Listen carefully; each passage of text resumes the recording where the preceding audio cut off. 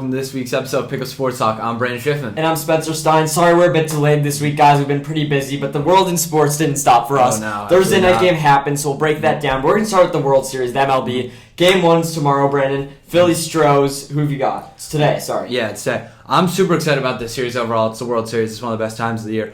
I personally, in the series overall, I'll start with, I have the Houston Astros. Tonight, Houston's home. They got the home field advantage. I'm taking the Astros behind Justin Verlander. I like the Verlander-Nola match, but I think it's going to be a fun one to watch. But I just got the Astros. Their bats have been swinging, and they have one, I think, the Cy Young winner, Cy Young favorite at least, right now at the mound for them. Yeah, the Stros are heavily favored here. But a week ago, I took the Phillies and Stros to meet here, and I took the Phillies to win it. I'm sticking with the same thing. Here's why. Against the Padres, I thought the Padres were the better team, but the reason the Phillies won is because they took one on the road. They took one on the road, and then at home, they were able to close out 3 straight games.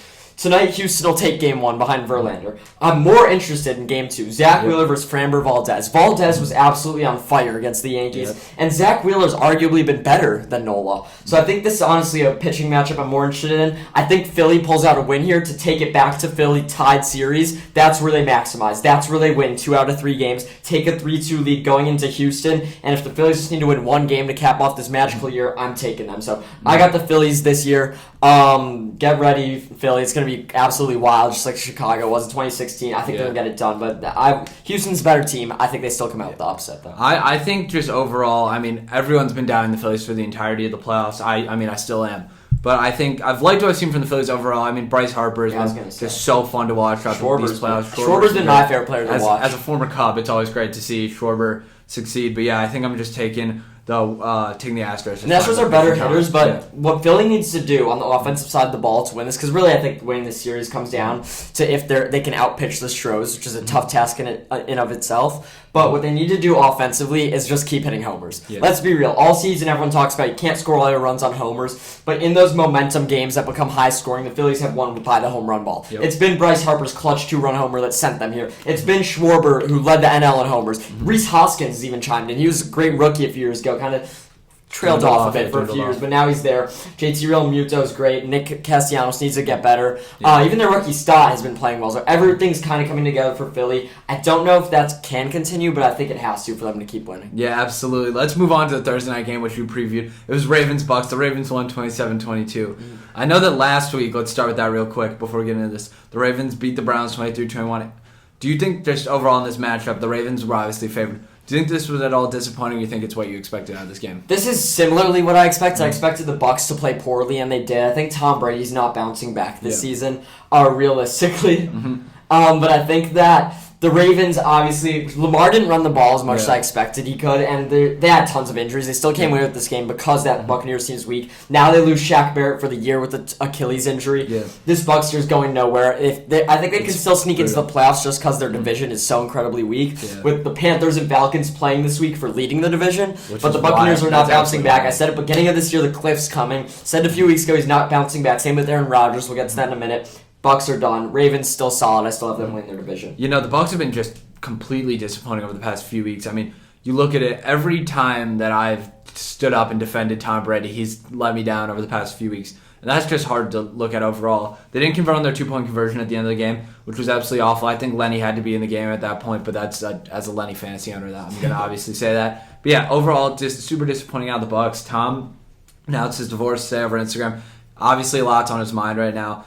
Winning football games doesn't seem to be. Yeah, I agree. And also, looking at the Bucs, their first 2 drives showed optimism. I said last night could have been a bounce-back game. After that, completely trailed off. Offense wasn't there. I think Rachaad White's actually going to take over the number 1 back spot, which isn't something good for you to hear.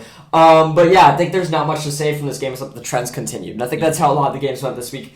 Except for our Chicago Bears. Yep. I'm going to wear this Bears hat every week we win. Hopefully I'll be wearing it more. Yeah. We came out to win 33-17. Could have been 40-17, by the way. Yeah. Justin looked incredible. He's the franchise guy. I stand by that. This season, really, a lot of people are trying to prove that Fields isn't the guy. And I don't think up until now that's the answer we got. I think up until now, we got no answer. We didn't know yet. That game proved that if he could keep playing like that, he'll be the guy. Ryan Poles was at practice all week. He knew a lot was coming. The offensive line looked good despite injuries, which was shocking. And Dominique Robinson's going to get a bigger role with Robert Quinn gone, which you could talk about in a minute. Yeah, so just starting off with this game, Bears looked good overall. Fields had one interception. That's pretty bad, but it wasn't bad on him. It was just a bad circumstance that led to an interception. And yeah, Fields was good. 14 rushes for 82 yards, over 178 passing yards. Good game on him. The one thing I did want to talk about was during the game, 4 fumbles. And by fumbles, that's like muffin. He recovered half of them, which was good. Yeah. I think overall we recovered every fumble, but that shouldn't be happening in general. No. I think that's something that will go away in time and as he matures throughout his career. But I'm worried about that as of right now. But if that's my biggest worry and not the fact that Justin Fields can't throw a football, I think that there's some room for optimism. And by the way, did we steal the Ravens playbook? Because they didn't look like they had their regular playbook, but we took it. Fields, the designed runs. Luke Getsy proved a ton to me this game. Proved he is a competent OC, is our OC of the future. Mm-hmm. He diversified the play calling. Everything was amazing. Mooney might be back. I was so pleased with that. Patriots, on the other hand, I mean, not that there's much they can do against our defense, but Zappy or Jones? Right now, I mean, I think now that Zappy lost his momentum, and by lost his momentum, I mean, he really lost the momentum. I think you got to go back to Mac Jones. I think that it's one of those things where people might look back on this in time and be like, wow, this was something great. But, like, I think the Zappy mania, if you will, was something that came on very quickly, but I think will dwindle off just as quickly. So you think it's more like Linsanity? Not necessarily. I feel like that's like a crazy comparison just because Jeremy Lin at his peak was one of like my favorite players ever to watch. Maybe the most dominant player to walk Earth in the NBA. Yeah, for like that month span, February of 2011. But yeah, I think that back Jones, it's back to Mac, back to being a slightly above average team, if not average. I think Zappy has more potential, but I think it's go back to Mac. Because it's a first round pick versus like a third or fourth. And if sixth, I think. If Zappy or was it? I don't know. I think it's like fourth. But if Zappy keeps playing... If he plays poorly again, it's going to be tough to go back to Mac after benching him. If you play Mac, give him a few years, then maybe go to Zappy. Yeah. I want to talk about Robert Quinn. I like the trade. Overall, I was expecting a little more, but then I kind of sat back and was like, okay, end of his contract, he's 10 weeks left. Like, it makes sense. Well, we got a 4th round pick, it's fine. I think Ryan Poles is really looking to the future. I would have been, I wouldn't have come on here and been mad at Poles if they traded him for a 6th. Like, I just want something in return. That's why I want to trade Montgomery, too, because I don't want to keep him. Get value. The thing that angers me is that preseason I said trade Robert Quinn. Yeah, we would have gotten so much more. Poles knew we were trading Robert Quinn this whole time. I don't know why he kept him for this amount of time. So that was just stupid. Second. So that was stupid, but I just wanted to trade him before anything else happens. Yeah. Let's move on, Brent, to some other games. Packers, I have kind of alluded to. Mm-hmm. Rodgers has been similarly weak to Brady. It's not even Rodgers' fault. I think Brady, it's his fault. It's his mentality out on top of the team being bad. This team's just garbage. Packers, who preseason, Vikings are winning this division. I said they're still winning this division. The Packers have just been atrocious. I mean, Taylor Heineke single-handedly took Rodgers out there. I think that overall it's super unfortunate for the Packers because they lost their guy in Devontae Adams and they were still confident and it's all just kind of dwindled away. I mean, their running game was not good against a somewhat above average run defense in Washington. So then you got to turn to the passing game. They're one of the worst secondaries in the league, Washington, and the Packers just didn't really do that. Didn't really do that. And now Lazard's out too, by the way. It's awful. Yeah. Green Bay's a mess right now, and I'm happy to say. And by the way, they're going to stay a mess. This is the end. I'm not going to go into it again. Check our episode last week if you want to see that. It's the end for Tampa. It's the end for Green Bay. I don't see any return in sight. Yep. By the way, both New York teams won again. Yep. Giants are 6-1. Jets are 5-2. Giants are 6-1. Brandon, are these teams legit? It appears so as of right now. I mean, I'm not saying by legit. I don't mean are they gonna make the playoffs? What I want to know. I think right now, Giants right now wild card team just due to what it's looking like. The Giants could be as well. The question is, will it dwindle off? Because right now they're looking to be wild card teams. Will the hype? Well, that's my question. Do you think it does? I think it could. I think that there's a chance it happens just because I've been doubting them for this long and they're still 6-1. Like they still only have one loss for the Giants. I think it could happen.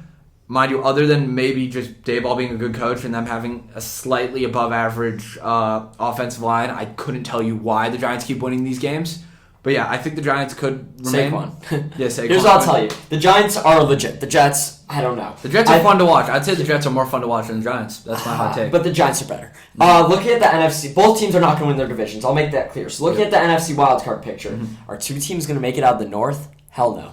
Hell no. I doubt I would not be surprised. Green Bay's already 3 games back of the Giants. Dallas will probably make it over the Giants. There's one. Looking at the South, like a team doesn't even deserve to make it out there, As I let said, alone Tampa get a doesn't wild deserve card. it. New Orleans doesn't deserve it. And the two best teams in the division are the teams Yeah. I said were the two worst in And the then NFC before. that leaves us to the West. The Cardinals ain't making it. The Seahawks are. I think the Niners will probably win that division. The Rams should turn it down. Like Seahawks or Giants making a team. They're playing this week. I'm going to go with the prediction here. Okay, go ahead. Winner of this game makes the playoffs. That's wild. I think it's going to be the Giants. I think the Giants. Preseason, people would have laughed at you for I that, think the too. Giants. Well, obviously, Yeah. I think the Giants go into Seattle, win this game, and make the playoffs. In the AFC, the Jets, the Bills are winning that division. The Dolphins will surpass the Jets. The Bengals will surpass the Jets. Baltimore. Well, Baltimore's going to win that division, so it doesn't matter. I don't think two teams make it out of the AFC South. When you're looking at the NFC West, your Chargers, I can get to in a minute, suck. Yeah, they've been awful. They'll make it. Plus, the Raiders have a shot. I told you the bounce back's coming. Hell no on the Jets. Brandon, let's rapid fire this. I can start with last week's Thursday night game. Yep. Cardinals, I alluded to, are not a good team, but they still beat the Saints 42-34. Why? Saints are horrible. Yes, Even with Dalton there, which has been proved better for them, they still look bad. Michael Thomas is out again. I told you guys.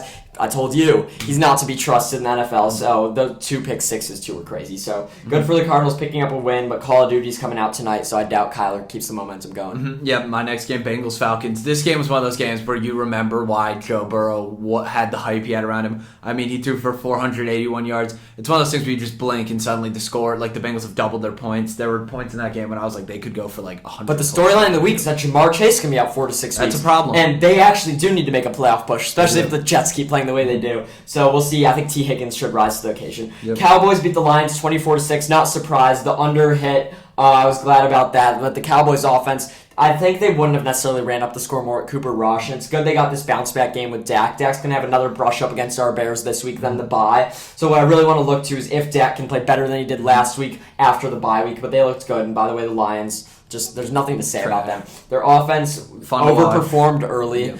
And their defense is one of the worst in the league. That's Yep. as simple as it is. Next, Tennessee, Indianapolis. Tennessee legitimately won on Derrick Henry's back, and yes, he didn't have a touchdown, but he had 4 less yards in their entire passing game.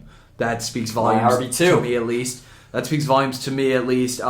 Colts are looking to be damn near a lost cause. I mean, Matt Ryan's getting benched for Sam Ellinger. Yeah, I want to talk about this. Yeah. Matt Ryan's career is over, by the way. Yeah. We could agree on that. It's- He had a good career. We Broke can't- some records. He won't be remembered by this week. Ellinger's not going to do anything in there. I'm mad about my Colts He could be prediction. I interesting could to not have watch. seen it go this way. It's all came apart with Matt Ryan. Jonathan Taylor isn't doing as much as I thought, but the Colts, I think this is the right move. How about you? I think so too. I mean, Ellinger showed some flashes when he was in college at Texas. I think that there's potential for him Did to he? be. He was a systems QB. I think there's potential for him to be decent, but I don't think that there's a world where he's a all-pro level It's not going to be quarterback. Zappy. Yeah. No, I think this is going to be a Even terrible a Pro year for Bowl them from level here on out. I quarterback. think anyone on their team is going to go downhill in fantasy as well. Seahawks 37, Chargers 23. I said the Seahawks would win this game. Why? Not because the Seahawks are that good, even though I just said if they win this week, they make the playoffs. It's because the Chargers, I really don't trust them. Justin Herbert does not look the same, and I'm not blaming Keenan this Allen on him. hasn't played in like 6 weeks. Well, he played this week, and Barely. so did Mike Williams, and they both didn't look great. But I'm not blaming it on Herbert himself. People are starting to say Herbert's not a top 5 quarterback. He's not. He doesn't have as much potential as we thought. He's worse than everyone like Lamar, Hurts, even Tua I've seen. But I think this is because he's playing in the injury. Like you could see he's making checkdowns, not being aggressive with the ball, and that's what Playing Herbert's on, like, known 4 for. broken ribs. Because Herbert has the arm talent to make any throw that any He's up there with quarterback can. Allen and Mahomes. Exactly, but he's not making those throws. Yeah. Why? It's because when he turns and lets it loose and gets killed from behind, he knows with those cracked ribs, And he's not going to turn out it all well. starts with their O-line injuries. That have Yes, just been going on all Rashawn year. Slater, that's where it all starts. That's why his Chargers team isn't going as far as you thought they would this year. But long term, Herbert is still that guy. He's still the guy I thought he was last year. He's still top 3 quarterback long term in my eyes. I truly believe that. So the Chargers still should bounce back and make the playoffs, though. For sure. Next game, Texans, Raiders. Josh Jacobs, after years and years and years of being called overrated, being called like underused, just stat line, 20 carries for 143 yards and 3 touchdowns.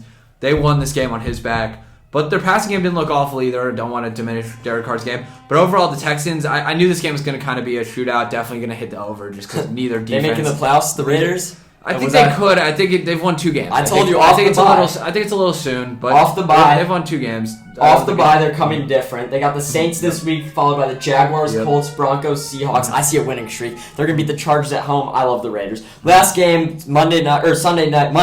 Yep. Sunday night. Dolphins 16, Steelers 10. Pickett didn't look great. The Dolphins offense, I didn't blame them for being horrible. Waddle was playing banged up. I think they'll still be making plays long term. Love Raheem Mostert. The Steelers got a lucky week against Tampa, and that just shows the Steelers aren't anything. Tampa's that bad. Yeah. So yeah, that's all we got to say for football. Looking forward to a good week. We'll get you with predictions at the end. Let's get to college football. What I would argue is the better football. LSU this week beat Ole Miss 45-20. I've been riding Ole Miss all year, but I said the spread favors LSU. They know something. It's hard to play there in Baton Rouge. I'm gonna come out of left field with this take. Sure. It's not what anyone wants to hear, but this proves to me a lot about Tennessee.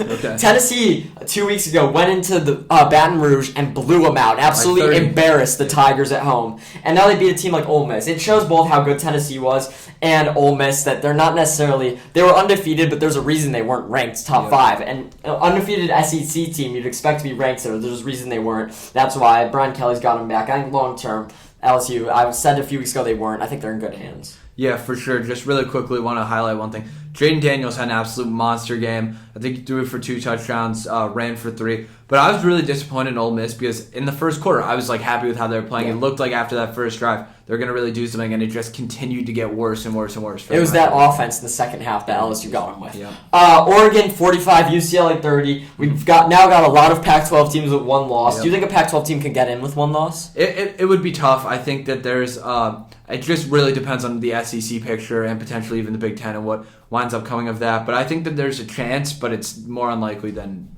And if it's any team, who's it going to be? You tell me. I think Utah is 2, correct? So it gets a lot harder for them. I think as of right now, it's between Oregon and USC, and I think that Oregon could take it. I mean, Oregon's only loss was to, although it was a bad loss, it was to Georgia, who's the best team in the country. So I think that does validate it a little bit more. And I think the committee's going to look at that as a horrible loss, but I think it was so long ago. But here's what I'm looking at schedule-wise. UCLA and USC play in a few weeks. The loser of that game is going to be eliminated, and the winners can get to the Pac-12 championship. Oregon has Utah at home. They're going to win that game at home. Utah does have those 2 losses. It's going to come down to that championship game. I think Oregon right now is the most trustable team. If I had to put money on one to make the playoff, it would be the Ducks. That was an embarrassment, but now they have the rest of their schedule is pretty easy. They have their toughest game at home. And the conference championship game, I'm still not picking USC. Looking at the game this week, DTR still looked good. He's still in the Heisman picture, but Oregon was too much. Bo Nix has really bounced back. We both counted him out for after his that career. first few weeks, we were get this dude off the field. And now he's starting to look pretty good. And 5 passing touchdowns. That's big. I mean, I think that he definitely silenced a lot of haters and doubters, which includes us, to just be completely honest. Yeah, exactly. And another team I doubted this week was TCU. They picked up a win at home against K-State. They're undefeated. They're in the Big 12. They're the only team that can make it out of the Big 12, right? As of right now, yeah, because I think Oklahoma hasn't looked great this year whatsoever. Texas now has 3 losses, so they're completely blown out of the picture. And then who else really is there? I think by default. Yeah, and I was just going to say, Max Duggan keeps playing the ball. Every week, it's like, who the hell is this guy? But he threw 3 touchdowns, no interceptions. That's every week. That's what he's doing. He's no Heisman winner, but that's the type of guy he is. They're on the road against West Virginia this week, only giving 7.5. Upcoming, they have Texas on the road, Baylor on the road, and then they'll have to play in the conference championship game. There's no way they make it through this spotless, right? I think that there's a chance that they do, which is something of a hot take, but I don't think it's... I think it'll be difficult, but I think that there's a chance, and I'm actually rooting for them to do so because I want to see someone out of the Big 12. For sure, and we're looking this week at Oklahoma State beat Texas last week, showing that they're not invincible. I had Texas in that game. Spencer Sanders proved he's the consistent guy. Oak State, if they could have just avoided that loss a few weeks ago. They were my prediction to win this conference, so if they could have beat out TCU, one of those teams would be the superior. And an ACC battle, Clemson barely skated out against Cuse. Really quickly, I want to talk about this game. I watched this game live, and I was just pretty disappointed. That first few drives for Syracuse looked really good. They forced a lot of turnovers, and Syracuse's defense is not known for being very good. I want to say one thing. Schrader looked good in the first half, but towards the end of the game, Sean Tucker completely fell out of just, relevance. And at the end of the running game was going nowhere. It was so obvious that the ball was going to go to Oronde Gadsden. Yeah. I'm not happy at all at Syracuse's loss.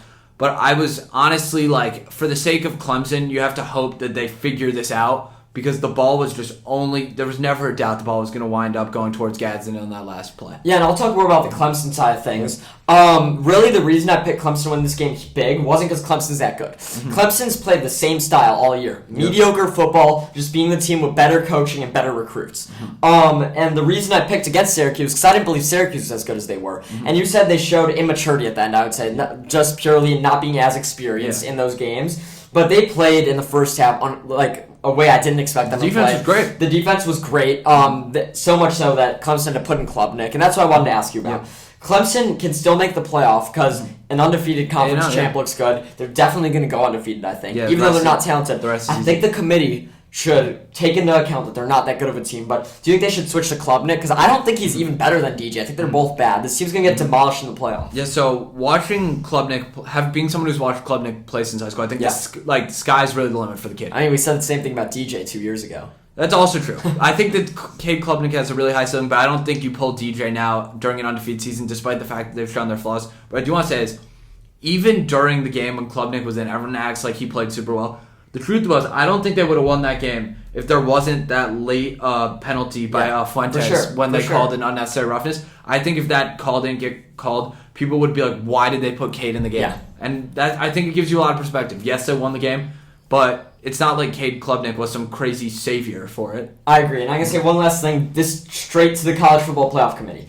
If Tennessee goes into Georgia and wins next week, and then they lose their conference championship to Bama, you have 3 SEC one-loss teams, and then you're pinning them against an undefeated Clemson, put all 3 in with Ohio State. We want a good playoff. We do. Honestly, for me, it's not about the teams that have the best resume. It's about the teams that will have the best playoff. I don't think we've ever had a playoff where every single game was really close. I mean, even the year that the 4-seed Ohio State upset the 1 in Bama, we had Oregon blowing out Florida State. So please, committee, just put the best 4 teams in, and Clemson is not a best team in the country, even if Tennessee loses to Georgia. Quick thing too, I think that the winner of the Michigan-Ohio State game, assuming both teams wind up undefeated till then, should 110% also make the playoff. Well, yeah, if they're undefeated, they will. That's obvious. Let's move on to picks this week. Speaking of Syracuse, at home against ND this week, I'm taking Cuse. I'm just feeling it. Well, Ryan Cuse. I think Notre Dame's been absolutely sorry this It's more about Cuse for me. They proved to me last week that they're not the same Syracuse always. They're a football school. That was kind of implied. Ohio State at Penn State.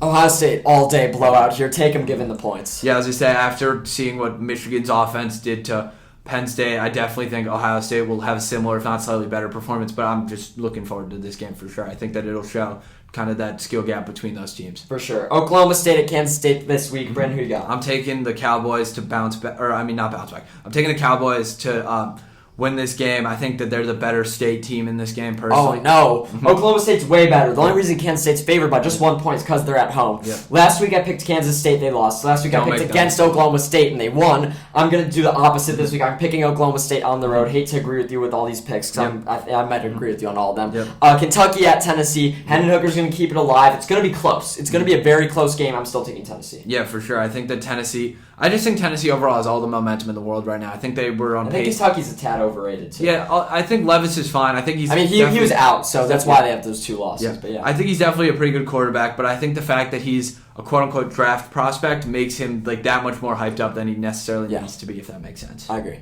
Okay, perfect. Next game on the list was Ole Miss versus Texas A&M. I personally am taking Ole Miss here. I don't understand why the spread's that close. There might be an injury that I'm not 100%. Because I'm taking A&M. Ole Miss proved to me last week that they're not that good of a team, and now they finally have some of those road games. I think they're going to lose this week to Tampa. I think they beat A&M. Yes, they had a bad week last week, but we've been saying for the past months, like we haven't even been talking about A&M's games for the past few weeks. That's how bad they've been. This is going to look like the A&M Arkansas game. It's going to be close. It's going to come down to a missed field goal. I'm not putting any trust in A&M in this game. They've done nothing. I'm not putting trust in Ole Miss. What have they done? Ole Miss had one bad week. A&M's been bad for majority of the season. I wouldn't say it's one bad week. Just 1 week where their badness finally proved something. Jimbo's going to bounce back. Last one, Georgia. Do they stay undefeated in the swamp? I do believe so. But with that being said, I think that just Georgia's offense is going to just be good, but I think Georgia's defense is going to be the thing that just absolutely runs through Florida. And by the way, I misspoke. It's not in the swamp. It's against the swamp in Athens, Georgia. Blowout. I think Anthony Richardson gets held. I see very few points. I see the under here. Yeah. Brandon, do you have a betting lock? Yeah, I'm taking Ole Miss minus 7.5. I have a lot of confidence in the Rebels here. I think that just overall, Texas A&M has really done nothing this year but disappoint. I mean, there's a reason that bet's plus 220. If they win, I think they can win big, but I see us being a close game. I see A&M getting it. I'm taking Sparty getting 23 at UMich. Now, if there's any year for Michigan to go in and beat up on Big Brother, yes, Michigan's the little brother. Yes, I know everyone says Michigan State's the little brother. It's not. Michigan's the little brother. They've been it for years. If there's any year for them to overcome that's at home this year against one of the worst Michigan State teams in years, Michigan State plays them hard. They just got embarrassed by Ohio State. Take them getting the points in Ann Arbor. Brandon, you have an upset? Yeah, my upset pick, Eastern Carolina over BYU. I don't love BYU, and I think I'm confident in Eastern Carolina. I'm confident in the Pirates for whatever reasons it may be. You have Eastern Carolina. I got Coastal Carolina over Marshall. People overrate Marshall because they beat Notre Dame. I know it's on the road. Give me Coastal. They were so great last year. Brandon, let's do some quick NBA. Yep. Now, I know we said we wouldn't talk about it much this early in the year, but Yeah. there have been some atrocious teams, including my Lakers. And some I decent expected it. teams. I expected it. Westbrook is going to be coming off the bench. AD's always getting hurt. I think LeBron's fine. He needs to be in a new situation. Everything's going wrong. Nothing's getting fixed. Yeah. I don't trust them to fix anything, and this is what I think everyone should have expected. This shouldn't even be a storyline. They're a bad team, Yeah. and they're playing like a bad team as they should. The Lakers are playing like garbage. One thing, Jay Williams. I don't think they're playing like garbage. I think they are garbage. Yeah, it's hard to watch. Yeah. Jay Williams went on First Take 2 days ago and said, trade LeBron, trade Anthony Davis, trade Russell Westbrook. Are you ready to become a tanking team again? I said that a year ago. Or I said a week ago. I said we got A year and a week or just a week? Just a week. A week ago, I said 100% trade Russell Westbrook, probably trade AD, maybe trade LeBron. I think they can't trade LeBron. I think after committing that much to him, what value does Russell Westbrook have? Because I think it's near nothing. I mean, at this point, he's the most overpaid bench player in the league. Westbrook Might be the most overpaid bench player of all time. Westbrook and 2 firsts will still get us Miles Turner and Buddy Hield because nothing has changed with that. They'll still want to do that. And I understand the Lakers don't want to give away those 2 firsts because they might be bad. Here's what I think. I haven't heard anyone say this. I'm the first one to this point. Do that deal with the Pacers. Look how the team's playing. If at the All-Star break the team is still not good, flip all those players, get some picks back. I don't see why you guys have none. Because at that point, at that point you'd have none. Yeah, But that realization you'd have literally 0 first. I don't picks see for the next why 5 not. years, And 10 by the years. way, if we're not rebuilding after that, then don't take a chance. I'd rather keep the picks. But I think there's a scenario where they could do that, see if that team's capable of winning a chip, and if it's not the All-Star break, deal AD and get 4 first-round picks. I don't think you're getting 4 first-round picks for AD. 3. He's been extremely injury-prone for the past few years. I get that Gobert kind of ruined the trade market in a way, but I just think AD with his injury proneness, more than Gobert. but I don't think so because of the injuries. I think the injuries really hurts his value a lot. As a Bull fan, what would you trade for AD? Right now, like as a Chicago Bulls fan, Yes. I think it's Because complicated. I see that as a team, a destination. I think it's hard to say right now just because I don't know where we are in our Pat season. Will and 3 picks. That's what I don't it think is. it'd be. I don't know necessarily there'd be 3 picks. Gobert was I don't. traded for 5, bro. I think, but And Walker, AD yeah. hasn't played a full season since what 2018. I'd rather. Who do you take now? Gobert, or AD? Who's worth more? Probably Gobert, honestly. You're bugging. AD hasn't. Okay, No. Next He's a time bit- AD plays a full season, let me know. He's not going to, but you'll still take him playing I'd 70 honestly games. probably take Gobert. Not 70 games. He's played like 30 the past 4 I know, years. but as a Bulls fan, they need someone electric. He's maybe like played that. a full season worth of games. Are the Bulls anywhere near competing? Are they anywhere near competing? We're fringe. How We're much fringe. closer does Gobert get you to competing? Definitely closer. Our defense You is have some to of the take the worst high in the league. ceiling. Our You defense is have some to of the take the worst. high ceiling and Anthony 20 Davis. games that Anthony Davis isn't It's as not high gonna. a ceiling. I as bet 80 you plays games more over than 20 Gobert. games. It's doubtful. And also, you when can't you're land. you're looking at it, what you need in the playoffs. And AD has been healthy 80 in the missing playoffs, games coming in the to play. playoffs is going to be hard to look. You're not winning a title with Gobert.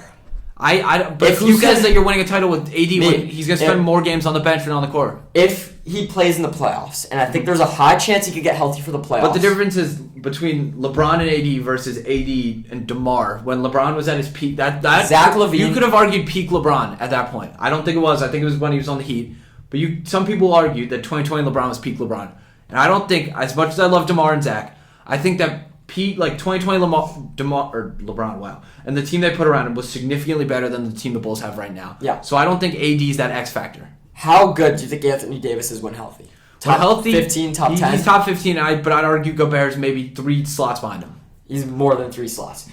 If you're a Bull fan, and you could acquire Anthony Davis for picks and P. Will, and P. Will's looking horrible, Yeah, and he's your looked starting lineup can have Lonzo will come back, DeMar, Levine, AD. That's a title competitor team. If you acquire Gobert for 5 picks, by the way, that's not a title-winning team. You're still worse than Milwaukee. You're still significantly worse. I'm more concerned If- about him not being on the floor is what I'm You saying. can't be looking at it that way. You have to be looking for the with ceiling. Anthony Davis, you legitimately have to. I could genuinely say with confidence. There's no He's move. maybe played 82 games over the past 3 years. Then how are the Bulls going to compete for a title? That's the issue. Tell me. That's the issue. We're stuck in mediocrity So right now. this will get you out of mediocrity. Do you not think a when he's not healthy playing- AD gets you out of when mediocrity? he's not playing if though. he's healthy. Okay, If he's healthy. that's the biggest if. I'd say there's over an 80% chance he misses. Take a the third shot of to the 20 game. because right now your chance at a title is It's rough. 0. It's really rough because the you, truth is you do not know what you're saying. it's not you true. don't at all. know what you're saying. Anthony Yes, Davis you is not take. on the court.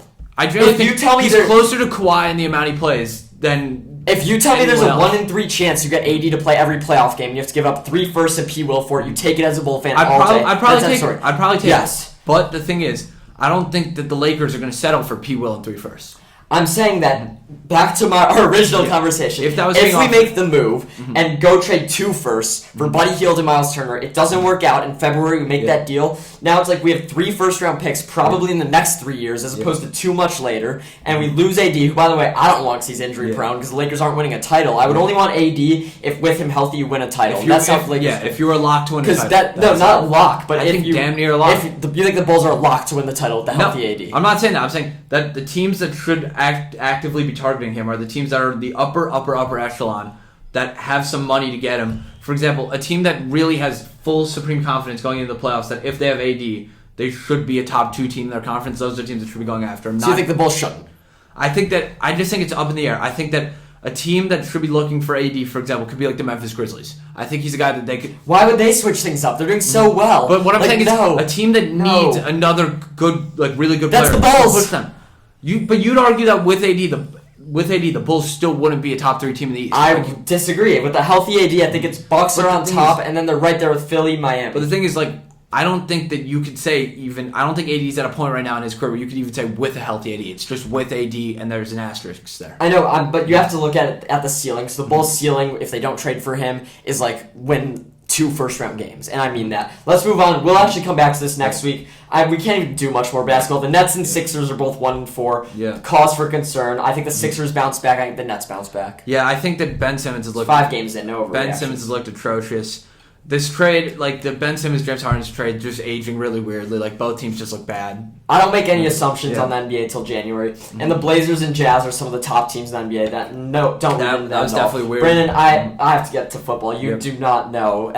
You're an Elbows fan. Okay. We'll get back to this next week. Let's start with the London game. Broncos and Jags in London. Who you got? I'm actually going to take the Jaguars here. I know neither teams look particularly good, but the Broncos, even though Russell Wilson's healthy, I think he's just looked awful, and I think that the Jaguars could have a ceiling type game. The Jags are favored. They shouldn't be. I was tempted to take them, but I thought that's when they were going to win an upset. I have the Broncos here. Realistically, they're not that bad. Are they actually that bad? They've looked Spencer, I know. I see a bad game from T-Law here. I think the under hits here, even though it's 40.5. I think the Broncos eke out a win. I feel like we've had so many London games this year. Yeah, I know. I don't like them. Panthers and Falcons playing for the leader of the NFC South. Who you got? I'm going to take the Falcons here. I think that overall, the Panthers are just a sorry team, and I think that the Falcons' offense will just overpower the Panthers. Falcons are a much better team, and they're at home. Dolphins at Lions. Dolphins win a blowout here. Spread's only 3.5. Give me them by 10+. I was going to say, give me them by 13. But also, I think that there's a small chance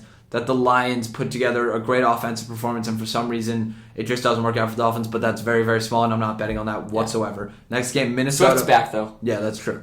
Minnesota versus the Cardinals. Give me Minnesota by 10.5. Honestly, the spread's 3.5. I don't think that's justified. I think Minnesota's going to look bad this game. I think the Cardinals' defense proved last week that they're somewhat legit. I still have the Vikings, winning a game here. Raiders at Saints. I called it earlier. I have the Raiders continuing their push to the playoffs here against this injured, banged-up Saints team. NFC South continues to lose. Yeah, the Saints have just looked super injured and just haven't shown me anything great. That's why I'm taking the Raiders. Patriots, Jets. Give me the upset pick. Give me the Jets here. I think that this is a close game. I really do. And I think that the Jets haven't done well in Foxborough historically, at least recently. It's in New York. Perfect, Ben. Give me the Jets. Perfect, Ben. Yeah. Give me the Pats here. I think Belichick bounces back. I don't want to pick them. I think the Jets should be favored. Give me the Pats. Steelers, Eagles. Eagles win big. Take the -11. But the Steelers never know. Tomlin last time he was against this big of an underdog. He came back and won. Yeah, I was going to say, I'm going to take the Eagles here. I don't know if they cover the 11.5. The Steelers have been weirdly good against teams that should have higher, that should be good.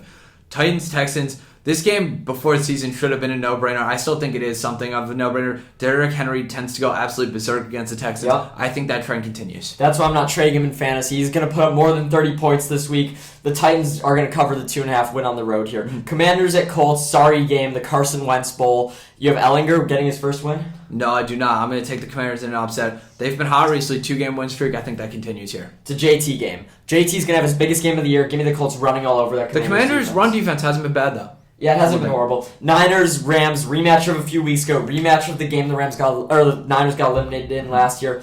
I think Christian McCaffrey, once again, plays well. I think he's going to get more of a role. And as I said, the Rams are really disappointing me. The Debo's out. Niners are the best team in this division. They proved that here, winning on the road. Flex this game to Sunday Night Football, NBC. I don't want to see Packers-Bills. Yeah, I'm going to take the Niners here as well. I'm done doubting them.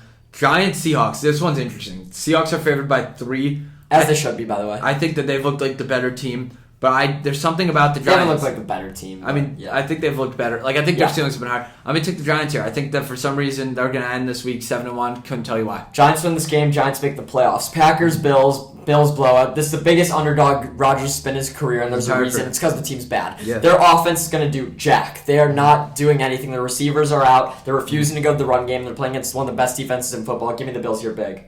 Yep. Following last week, the Bengals should be a no-brainer. I still think they are something of a no-brainer, but with Jamar Chase out, that brings up a question. I don't have any doubt. I have the Bengals winning this game. Last year, the Browns won this game. I think the Bengals are looking back with the chip on their shoulder. Jamar's out. I actually think the Bengals offense looks really good this week. I don't know why. I think Mixon plays well, and I think T. Higgins goes absolutely berserk. I think the Browns find a way to keep it close. I'll still take Cincy. Brandon, let's get to our Bears. Yep. You want to take this first? Yeah, Bears, Cowboys. Cowboys are favored by 10. Although I don't see the Bears winning this game just because the Cowboys' defense has been pretty good and their offense has been like, meh. I think that we could find a way to lose by less than 10. If that's what I was going to say, I like the Bears to cover here from an unbiased standpoint. I think that the Cowboys offense doesn't go berserk. I'm taking the under in a Cowboys game again. I think Dak's still getting back to normal. I think our defense actually looks good. I see 2 interceptions out of him. I think Justin Fields, though, doesn't look as good as last week. I think long-term he's Michael going to... Parsons being questionable, though, is No, it helps. I think long-term, actually, Fields is going to play more like he did last week for going forward, which is what we need as Bear fans. Yep. That's what we need is Fields to be the cornerstone. I don't think that happens this week. I'm taking the under big time. Give me the Cowboys 24-9. Okay. Random lock of the game here. Khalil Herbert, touchdown. I got a feeling. Trade Monty. Juice Herbert's our back of the future, Yes, he and is. you don't want to trade running backs nowadays. Chiefs and pay running backs nowadays. Chiefs and Chargers are on bye. Thank you guys for checking us out. Next week we'll be back with MLB World Series, more football, and maybe we'll get back to that AD argument because Brandon doesn't know stuff. Yeah, and AD hasn't played a full season. He doesn't need to play. It's about the 2013. ceiling. Thank you and have a good weekend.